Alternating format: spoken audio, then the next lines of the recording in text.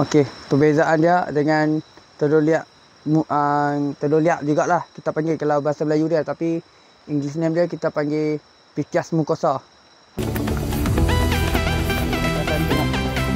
Ini salah satunya kalau kata kita masuk. Oi, ya ini atas lebih kurang. Okey, kadang orang kalau dah tengok tu dia nak yang Buka. Yes. Apa? InsyaAllah. Oh, dia masuk lubang,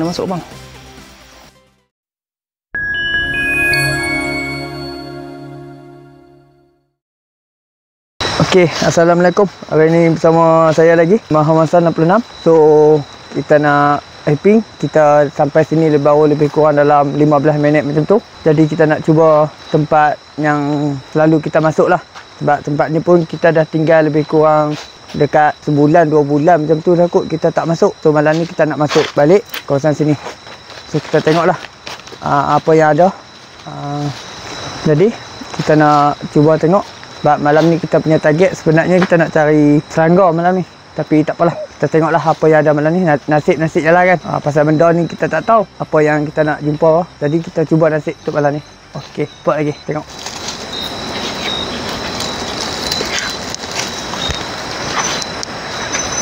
Amak. Ula.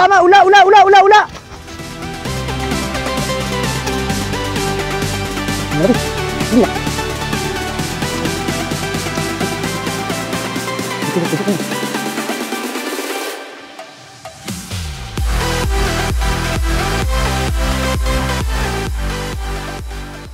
Saya boleh tahan ni. Dia macam menggigit ni. Kira ulat ni. Okey, ni tengok. Ulat liak. Alang-alang kita jumpa ulat ni, kita cerita sikitlah pasal ulat ni. Pikas carinata, kilit red snake yang kita jumpa malam ni. So kalau nak ikutkan, ulat ni keluar pada waktu siang, tapi mungkin malam ni dia terkejut, sama ada mungkin dia duduk bawah daun ni, dia terkejut dengan apa kita berjalan, ataupun dia kena ligan dengan pemangsa macam burung hantu apa semua tengok ni. So dia akan lari lah. So alang-alang kita jumpa tu kita ligan terus lah. Ni kira kalau nak ikut-ikutkan, saiz ni bukannya saiz besar lagi ni. Dia boleh besar lagi. Ni mungkin adalah saiz remaja macam tu lah ni. Saiz dewasa dia boleh pergi ke 8 hingga 9 kaki dia punya panjang. So kalau untuk saiz ni baru sub adult lah. Okey lah. Okay, so tadi saya dah bagi tahu pasal nama apa English ni, nama English dia. So nama Melayu dia pula kita panggil ulat telur liak. Kita boleh tengok perbezaan dia daripada dekat bahagian muka lah selalunya. Selalu orang akan silap antara ulat liak ni dengan yang lagi satu tu.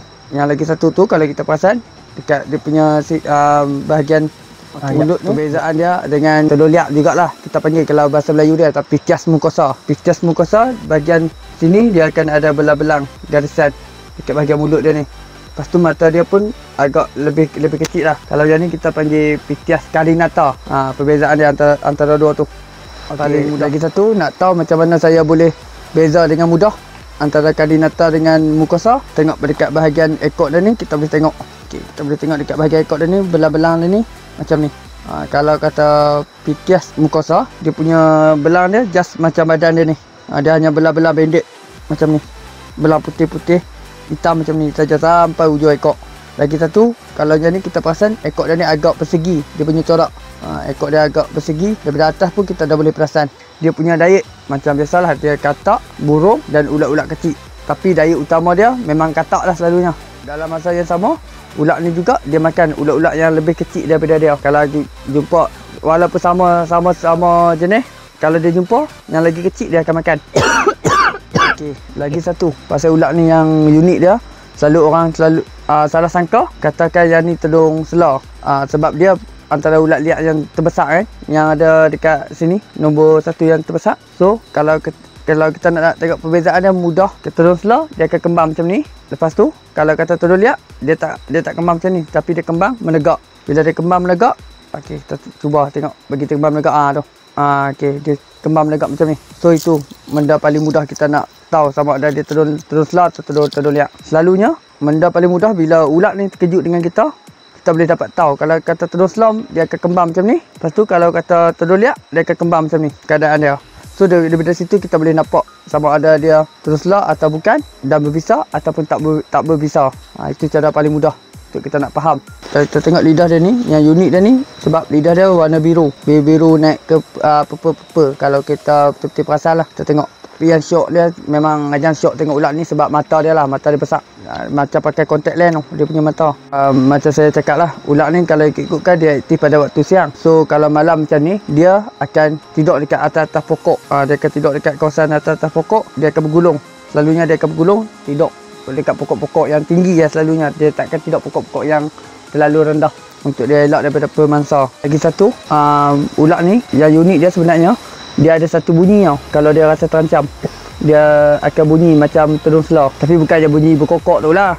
Dia bunyi angin dia tu. Jadi angin tu dia akan kembang sini. Bila dia ketiup, dia akan bunyi sing macam tu. Okey, lepas dia bunyi, ulat ni dia akan menyerang tau. Tapi disebabkan waktu malam macam ni, dia agak tenang. Dia agak tenang. Lepas tu dia tak agresif. Kita tengoklah cara kita handle dia pun. Kita handle dengan relax apa semua. So dia pun boleh layan kita lah. Kalau ikut-ikutkan ni, kalau siang nak boleh layan macam ni memang tak dapat. Kalau siang kita pegang macam ni, dia punya perangai, dia akan attack kita melalui sini. Bila kita pegang sini, dia akan attack pusing ke muka kita. Kalau kita pegang keadaan jarak macam ni. Tu salah satu sifat terdoliak. Terdoliak selalunya dia akan menyerang ke belakang kalau kita pegang macam ni. Tapi kalau kita lepas dia berdepan tu, dia akan patah balik untuk dia lari lah selalunya. Terdoliak ni dia payah nak jumpa orang. Sebab ni kalau dia jumpa macam mana pun, dia akan selamatkan diri dia dulu. So kalau kita jumpa tu, kita boleh tahu lah. Tengok, kalau terus lah kita boleh tahu. Bila kita lalu depan dia ataupun kita cuba provoke dia, dia akan pertahankan diri dia dengan kembang. So kalau kata terdoliak, bila kita provoke dia melalui daripada depan, selalunya dia akan patah balik ke belakang. Itu dia punya sifat. Jaranglah nak tengok terdoliak ni serang kita. Sebab tu kita panggil dia ulat terdoliak. Sebab dia kalau jumpa macam mana pun memang betul-betul liak. Dia boleh tengok dia punya lari dia tu macam mana, memang laju. Okey.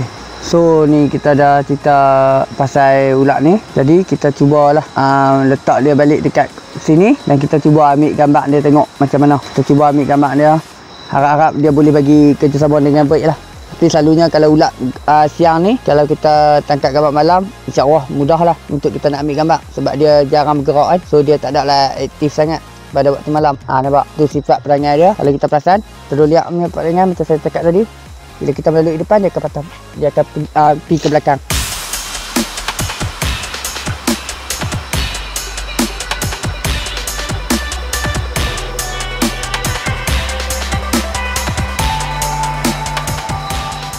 So kita dah lepas ambil gambar apa semua dah ni. Jadi kita nak cuba lepas.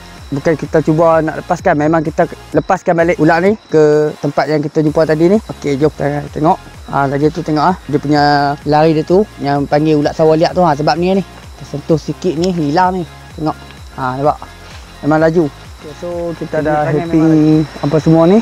Kita ada dapat setakat ni kita baru jumpa sekok ulat Pithias carinata. Macam saya cakap tadi, semua kita ada 4, tapi yang paling seakan-akan dengan Pithias carinata ni Pithias mucosa lah. Kalau English name dia kita panggil Syncoros lah, Syncoros. Okey, jadi ni kita nak dah habis happy kawasan sini, kita nak pergi ke laluan baru pula ni. Kita tengok apa lagi benda yang kita boleh jumpa. Kita tengok, tapi saya malam ni boleh lah sebab setakat ni baru jumpa sekok ulat kan. So kita cuba lagi tengok macam mana. Jom kita teruskan ke perjalanan baru. Tunggu. Kau dah. Kita ada dekat sini. Jalan sebelum sampai tu. Mana mau tinggal ni? Ya. Turun ni tu. Okey. Ni ada satu white spotted slug snake. White spotted slug snake ni selalu orang sangka orang duk cakap kata ulat kapak api. Selalu orang tu dulu kata ulat kapak api, tapi sebenarnya ulat slug ni dia tak berbisa pun ni. Ulat slug ni dia tak berbisa. Dia selalu kalau dekat rumah-rumah taman ataupun dekat apa kebun-kebun, dia selalu main dekat kawasan pokok-pokok serai. Kita boleh tengoklah ulat ni. Dia selalu ada dekat pokok serai bukan sebabkan ada geligar apa semua tu mengarut.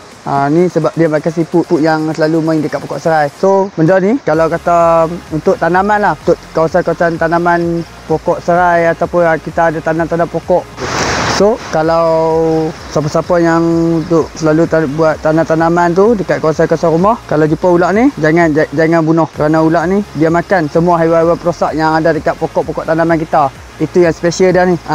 Tapi bila orang tak tahu, orang cakap ni ulat kapak api berbisa. Sebenarnya ulat ni tak berbisa, dan ini kira saiz paling dewasa pun saiz macam ni ya. So buat apa kita nak bunuh dia kalau kita jumpa kan. Sedangkan dia boleh jaga kita punya tanaman. Tu kelebihan dia. Kenapa kita panggil buat spotted slug snake? Kita boleh tengok dekat bahagian dia ni ada spotted bintik-bintik putih. So sebab kita panggil dia buat spotted. So yang tadi saya ada cerita pasal spotted ni kan. Kita boleh tengok spotted dia ni hitam putih ni. Lepas tu badan dia ni warna kelabu. Kalau kita perasan kelabu shining. Kelabu shining. Ulat ni kita boleh tengok dekat bahagian kepala dia ni. Dekat belakang kepala dia ni dia akan, kita boleh jumpa lebih kurang dalam 3 atau 4 warna yang berbeza dekat bahagian leher dia ni. Kita boleh tengok warna merah, oranye, kuning, putih. Lagi satu dia tak ada terus dia punya belang merah macam ni. Dia just macam dia warna lebih kurang macam dia punya badan full. Caranya dia tak ada langsung belang. Okey. Kenapa saya tak bagi bunuh ulat ni? Macam saya cakap tadilah, dia makan haiwan-haiwan perosak dekat tanaman kita. Salah satu dia makanan yang dia makan, contohnya macam siput, lepas tu selak, lepas tu kalau kita perasan tu lintah bulan tu. Ni dia punya makan. Bila dia makan lintah bulan tu, pokok-pokok kita pun selamat lah selalunya. Tak ada lah ada haiwan perosak ganggu. Okey, lagi satu macam mana lah saya boleh perasan ulat yang kecil macam ni. Kita nak tahu dia punya spot dia. Contohnya habitat dia, kita boleh tengok tempat-tempat yang banyak siput. Contohnya macam ni, dekat padu pokok-pokok macam ni selalunya akan banyak siput. Banyak siput, dan sebabkan ada daun kering macam ni, so dia boleh duduk kat bawah daun ni. Bila duduk bawah daun ni, kita boleh tahulah kawasan sini banyak siput, dan ulat ni pun akan cari tempat yang ada siput untuk dia makan. Jadi sebab tu bila kita nak tahu sesuatu benda tu, kita boleh cuba, kita boleh tahu, tengok okey ulat ni makan siput, jadi kita cuba cari dia dekat kawasan yang ada siput. So kita boleh jumpa lah macam ni. Ni pun tak silap dia ada satu ni, millipede lah ni. Dia okey, besar ni millipede ni. Tak perasan tu, tengok punya besar. Tu kalau orang tak tahu tu, orang pijak je lah. Tapi saya tak mahu cerita lah pasal millipede tu. Saya nak cerita pasal ulat ni. Ulat ni kita boleh tengok selalunya dekat padu pokok. Lepas tu kalau macam dekat tanaman-tanaman kita, selalunya dia akan duduk dekat kawasan bawah-bawah pasu. Ada tanah kat bahagian atas tu, dia duduk dekat bahagian-bahagian situ. Sebab bahagian situ selalunya banyak siput. Dan kawasan-kawasan yang dia main tu, kawasan lembap. Kawasan-kawasan lembap ulat ni duduk. Sebab apa dia duduk kawasan lembap? Macam saya cakap tadi lah, kawasan lembap selalunya akan ada siput dan akan ada lintah bulan tu, selak. So dia akan makan benda-benda tu. Saya nak cerita lagi satu pasal ulat ni lah. Ulat ni selalunya akan jadi mangsa lah. Sebab dia dengan saiz anggaran kecil macam ni apa semua, memang hidup dia selalunya susah lah kita nak dapat jumpa yang saiz besar macam ni. Sebab selalunya dia akan jadi mangsa daripada kucing. Lepas tu kalau kata dekat kawasan rumah lah, kawasan rumah kucing, lepas tu tikui, selalu makan ulat ni. Jadi kalau dekat kawasan hutan macam ni pula, dia akan jadi mangsa ulat-ulat katam tebu, katam payung, ulat pantai biru. Ni selalu dia ni akan jadi mangsa keadaan lah. Sebab tengok asas dia, jadi kelingking dengan dia pun jadi kelingking lagi besar. So baguslah ulat ni. Kalau kita jumpa, kita just biar je lah dia main dekat kawasan-kawasan perumahan. Okay, saya rasa takat tu je lah kot yang saya akan cerita pasal ulat ni. Lagi satu, ulat ni cara dia untuk dia nak elak daripada pemangsa, dia akan gulung. Kita perasan, dia kita sentuh, nampak? Dia akan bergulung, dia akan menyorotkan kepala dia. Tu salah satu untuk dia pertahankan diri. So kita pun dah nak balik. Jatuh. So kita pun dah nak balik, nampak? Dia akan gulung macam ni. Untuk dia elak daripada pemangsa. Kita boleh tengok keadaan dia duduk. Kita pun dah cerita panjang habis dah pasal ulat ni. Dalam masa yang sama, kita cubalah set up tempat sikit untuk kita ambil gambar, supaya kita boleh tunjuk dekat subscriber kita nanti. So kita cuba set up dia punya tempat dulu. Okay, so cuba set up dekat kawasan sini lah. Nampak cantik sikit.